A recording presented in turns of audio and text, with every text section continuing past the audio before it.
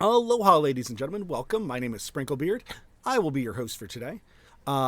We stream every day over at twitch.tv/SprinkleBeard from 1 p.m. Eastern Standard Time to 6 p.m. Eastern Standard Time.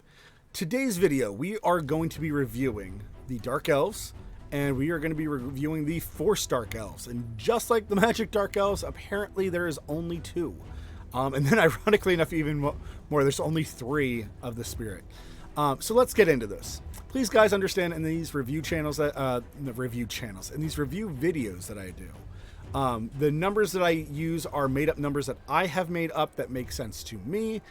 From me reviewing all the champions or looking over stats, it helps give me an understanding of what I think is like neutral or squishy or high attack, stuff like that.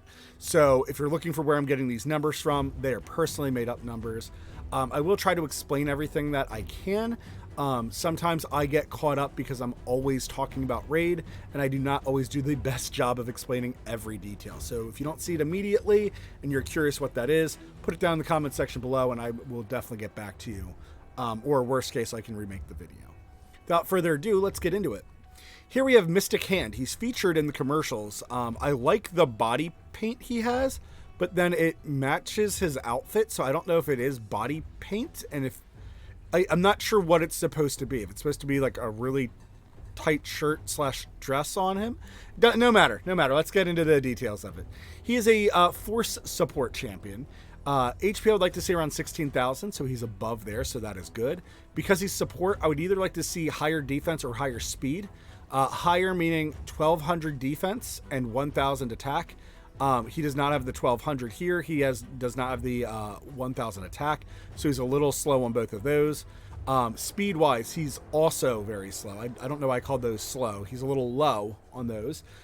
Speed-wise, he's slow, and he's turtle slow. I would like to see around 100. 88 is a very unforgivable speed, especially on a support. So hopefully he has some shenanigans in his kit that we can depend on. Crit rate, crit damage, resist, and accuracy, they're pretty much always set. Usually on these rare champions, there's only minor increases. So his minor increase was to accuracy, which is very good. Increases ally HP in dungeons by 25%. So if you got him early, this would be a little bit better of a lead than your starter champion. However, it is only HP. HP is not one of the most valuable stats in the game. It's definitely valuable for sure. I'm not trying to take away from it.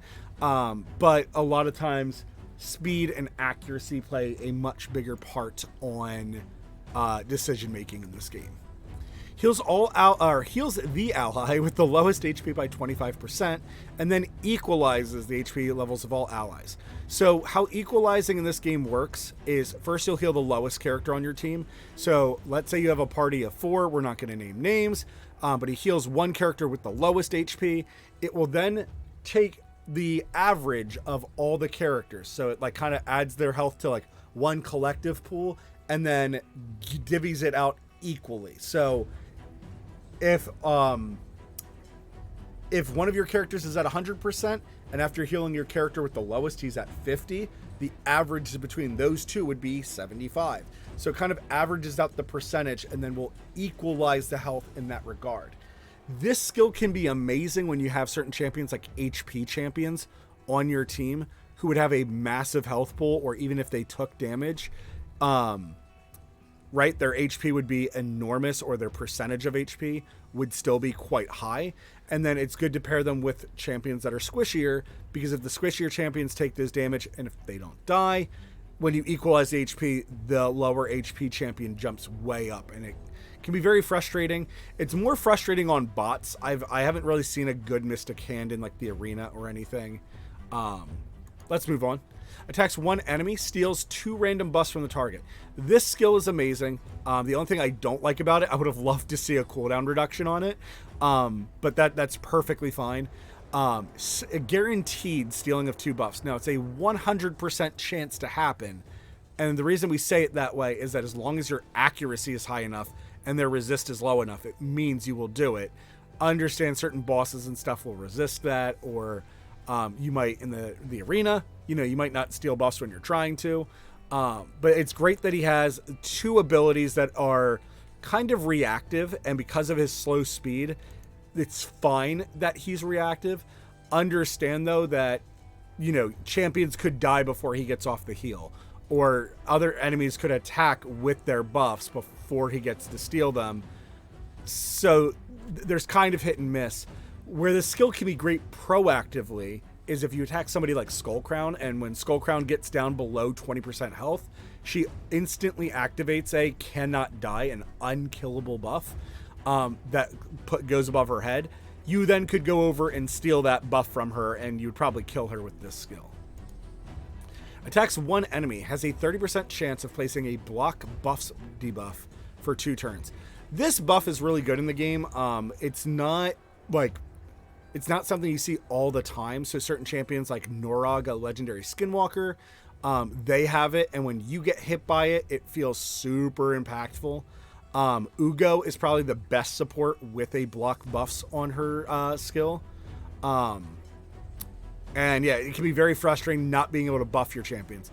However, certain things like heals and turn meter boosts still work. Those are not considered buffs. It just stops you from getting more blue icons above your bar. And this shield, that's what this shield is. It's block buffs. Overall, he's kind of a decent champion.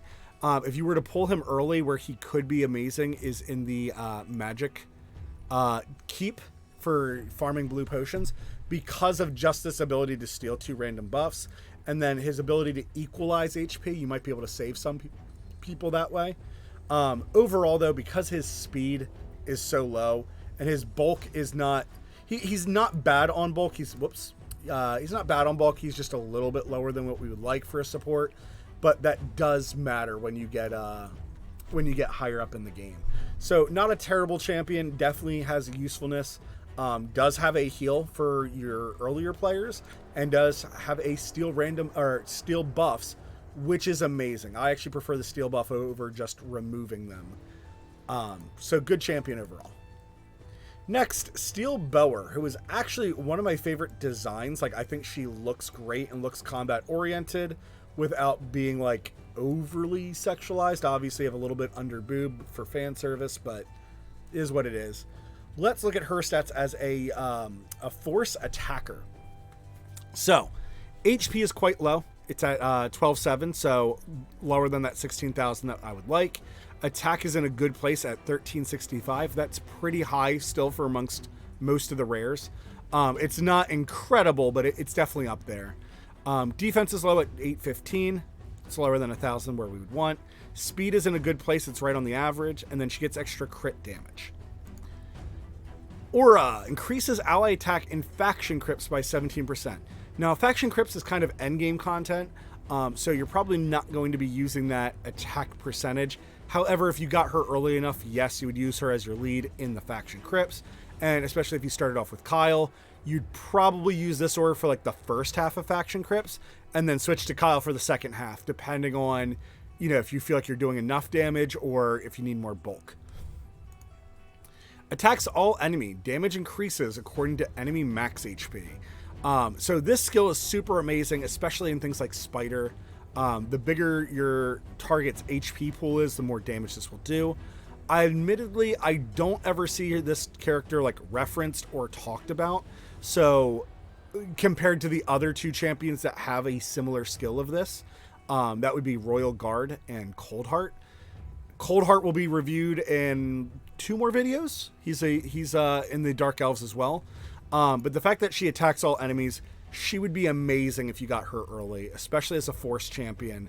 And she would also counter your starters, right? So if you're doing the arena, if somebody brings their starter in, she would be a great counter killer for that starter.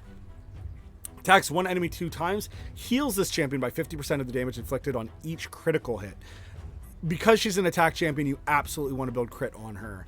This skill would be amazing. It helps her sustain because she's squishy. This is a really good skill to have in the early game. I will admit, as you get further into the game, that skill becomes a lot less impressive. Late game content, you kind of want as many buffs or debuffs or just huge damage. So unless this skill does like really respectable damage, it wouldn't be a great skill in the late game. Early game though, this skill is amazing. It will help keep her alive. if you were to put her in a vampire set, she'd probably fully heal off of a skill like this. Binding Arrows attacks one enemy 2 times. Each hit has a 35% chance of placing a 50% decrease accuracy. So yeah, very much so. She seems pretty well designed at being a counter starter, in my opinion. But also she would be very useful in things like boss killing with this skill, because eventually you get this up to a 50% chance, and bosses trying to land their debuffs, having less accuracy to do so gives your team a better chance to resist. Obviously it wouldn't be guaranteed, and the problem with like resistance buffs and decrease accuracy, they are very good skills. The problem with them though is it still allows your opponent to attack and to attack for full damage. It just gives you a better chance of surviving their debuffs. So it's this weird edge of it's very good, but it's also not like the dependable thing. It's not usually the big thing you're looking for. Decrease accuracy could be amazing though in the arena. So if you put it on like a Madame Saris who strips all your buffs and then puts an attack down and a defense down on you, if you lowered her accuracy, you could really mess up the opponent's strategy. But the big thing would be you would have to make sure that your steel bower goes first. She still looks really cool. I completely dig her. Guys, I hope that helps for your Force Dark Elves. We just had 2 very quick videos back to back. It feels great. Tomorrow we'll be reviewing the Spirit Dark Elves. And I know these first 2 are actually of good note. So something to look forward to until tomorrow. Guys, thank you for joining me. And until that next time, ta-ta.